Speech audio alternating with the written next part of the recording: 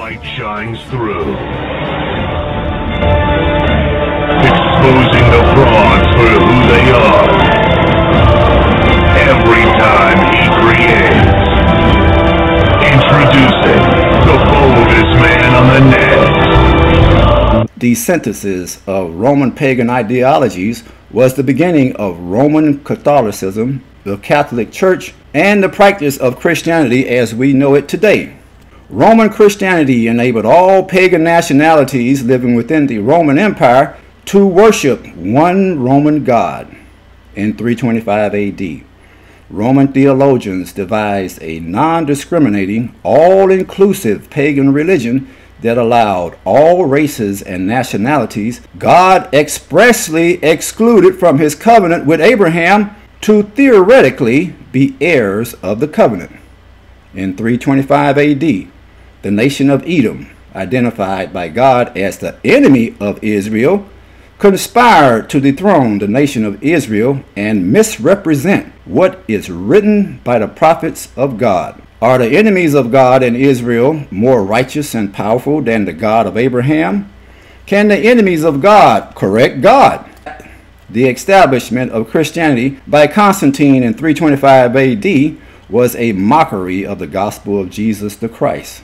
In effect, the priests of Edom and European theologians devised a false religious ideology that reversed God's selection of the promised seed of Abraham as the exclusive covenant heirs. Greco-Roman theologians silenced the gospel of Christ and the promised seed of Abraham by integrating Christ's gospel and the promised seed of Abraham with pagan Roman religions and pagan Greco-Romans. As a consequence, Christians today inadvertently worship the sun god each Sunday as pagan Romans did before the creation of Roman Christianity. The nation of Israel worshiped the God of Abraham on the Sabbath day, which is Friday sundown to Sunday sunset, i.e. Friday 6 p.m. to Saturday 6 p.m. Scripture unequivocally shows the God of Abraham intentionally discriminated against all races and nationalities born from Adam, regardless of skin color, when he selected the promised seed of Abraham as the sole heir of his divine marital covenant relationship and covenant promises. The misleading religious superstition made by Greco-Roman theologians alleging God does not discriminate on the basis of nationality and cast away his chosen people was nothing less than a religious coup to overthrow the promised seed of Abraham and replace the God of Abraham with gods of Rome. The priesthood of Greco-Roman popes declared the gods of Rome loves all nationalities that ascribe, endorse, and advocate the whitewashed mythology of Roman Christianity. Under Roman occupation, the Bible was whitewashed and transformed into a Greco-Roman mythology. When God sent Israel into captivity for their sins and scattered the 12 tribes of Israel throughout the world, Greek and Roman nations conspired to hide the nationality of God's chosen people. This insidious conspiracy is expressly written in Psalms 83 of the Bible. Psalms 83 identifies with particularity those nationalities that conspired to hide Israel's national identity. Both Edom and Ishmael are indicted for conspiring to hide the national identity of the promised seed of Abraham, Isaac, and Jacob Israel. It should be noted, this conspiracy did not take root until after the descendants of Edom gained control of the world, when Alexander the Edomite general conquered Egypt. It is also noteworthy to mention when Israel was held captive by the Babylonian and Medo-Persian empires, neither the Babylonians nor the Persians attempted to hide, steal, or misrepresent the national identification of Israel or erase Israel's remembrance of their nationality and ancestral lineage from historical records. But the Babylonians and Medo-Persians were black-skinned people. Not until the Greco-Roman descendants of Edom gained control of the world, who God expressly excluded from his covenant with Abraham, Did white-skinned Greeks and Romans proclaim they too were entitled to inherit the New Testament covenant promise God gave to Abraham's promised seed, i.e. Israel? Why? When the Greek and Roman descendants of Edom gained control of the world, they sought to take back the covenant blessings Jacob allegedly stole from Esau. Nevertheless, God so loved the promised seed of Abraham that he gave his only begotten son to save Israel from the world, i.e. descendants of Greco-Romans. Jesus was sent into the world to save the nation of Israel from their enemies in the world. Jesus stated, quote, I pray not that thou shouldest take them out of the world, but that thou shouldest keep them from the evil, end quote. John chapter 17, verse 15. Quote, I pray not that thou shouldest take them out of the world, but that thou shouldest keep them from the evil, end quote. John chapter 17, verse 9. The enemies of Israel are the descendants of Edom, Ishmael, and other nationalities specifically delineated in Psalms 83. Psalms 83 verses 5 through 8 states, quote, For they have consulted together with one consent, they are confederate against thee, the tabernacles of Edom, and the Ishmaelites of Moab, and the Hagarenes, Gerbo, and Ammon, and Amalek, the Philistines with the inhabitants of Tyre. Ashur also is joined with them. They have holpen the children of Lot. Selah. Psalms chapter 83, verses 5 through 8. God did not love the world, and Jesus did not pray for the world. God did not so love the world that he gave his only begotten Son to pray for and save the enemies of Israel. The enemies of Israel are those nations delineated in Psalms 83 verses 6 through 8, referred to as being of the world in John chapter 17 verses 14 through 16.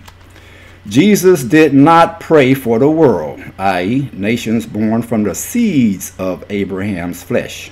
Quote, I pray for them. I pray not for the world, but for them which thou hast given me, for they are thine. End quote. John chapter 17 verse 9. Clearly, Jesus was not sent by God to save or pray for the world, seeds of Abraham. Jesus was not sent to save or pray for the enemies of Israel, identified by God in Psalms 83 as Edom. If God sent Jesus to save the world, i.e. Esau, Ishmael, and all nations born from Adam, Jesus would have prayed for all the world.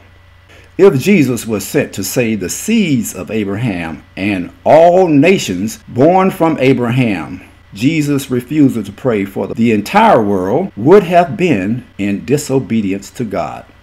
However, in obedience to God, Jesus came only for those he was given and only prayed for those given him.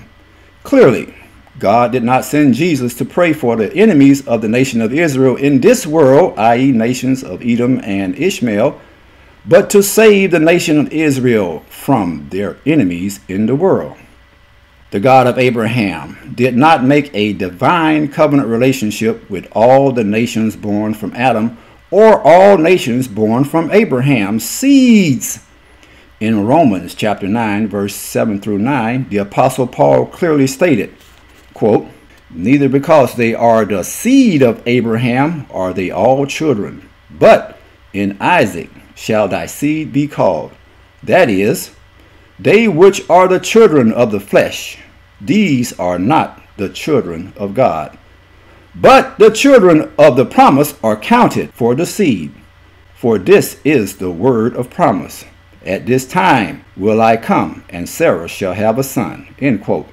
Romans chapter 9, verses 7 through 9. Jesus prayed only for them, Israel, the promised seed of Abraham, children of the promise, not the world. Quote, I pray for them. I pray not for the world, but for them, Israel, which thou hast given me, for they are thine. End quote. John chapter 17, verse 9. Clearly, the word them refers to the promised seed of Abraham. Jesus expressly said he did not pray for the world. Jesus prayed only for the world God so loved. The world God so loved is the descendants of Jacob, who are the 12 tribes of Israel. The world God so loved is clearly stated in Romans chapter 9, verse 13, where God said, quote, "As it is written, Jacob have I loved, but Esau have I hated," end quote. The world God so loved and the world Jesus prayed for is the world of Jacob, Israel. God loved the nation of Israel, and Jesus prayed only for the nation of Israel. Please note, Jacob and the 12 tribes of Israel are all biological descendants born from the promised seed of Abraham. I'm not ashamed, I know I'm a Jew, but they should be ashamed, claiming they the Jews. Proof, I say I got the proof, just open up the book, Revelation 2.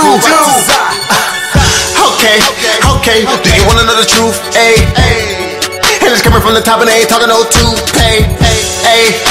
No kick, no push, no loop, but I might grow my dreads down my back, yeah, just like Lupe. I feel these chains coming off me. I swear I feel the pain of these lost sheep, and I can't point no fingers at y'all, but I don't fear no danger at all.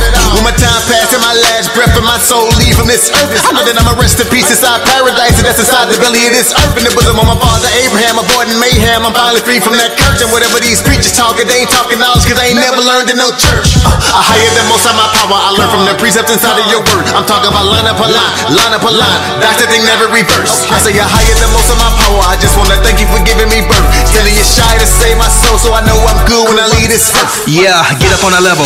We be in the truth all the time, on the grind more than ever. I'ma set it straight like a number 2 pistol. If you're ready for the truth, come and dig it like a shovel. Yes. I'ma be honest, I'm proud of me. If you knew the truth, you would proudly be one of those people who would proudly say, to represent the truth is the only key. Tell me how long will you be deceived? I'ma put it out and just plant the seed. Y'all people tripping, no overseas. I'm all the way in, no convincing me. We are the lost people, the Bible said we are the chosen. It's time for our people to rise up again like some roses. Truth coming out when I read the verses. The Bible, that book, giving life a purpose. I finally found what I've been so searched. Spiritual remedy on them plays and curses. Imposters in the land, not Jews before us. Stole the heritage, but they call us criminals. Revelation 2, sin of God, where they blaspheme. Push your father down, they call it worse by reality. I am another Isaiah KJ, big enough to tame all these lions and lioness. For all my sins I confess. Trying to make faith for a bosom when I rest. Generation being still suffering from whiplash, road reversal. I'll pray to the first last. I'll pray to the first last. We serving the Most High. That's a higher. He's coming from the sky. That's a sign of Shia. He's sending us his guy. That's why we're rock. Higher by Jim Shia, but rock. I'm not ashamed, I know I'm a Jew, but they should be ashamed, claiming they the Jews. Proof, I say I got the proof, just open up the book, Revelation 2. We want to give all thanks to the Most High, Ahaya, Bahashim Yeshaya, Owawak. It's time to pull the wool over our eyes, you know what I'm saying? It's time to lift the veil. I'll see you, Tazama. Yeah.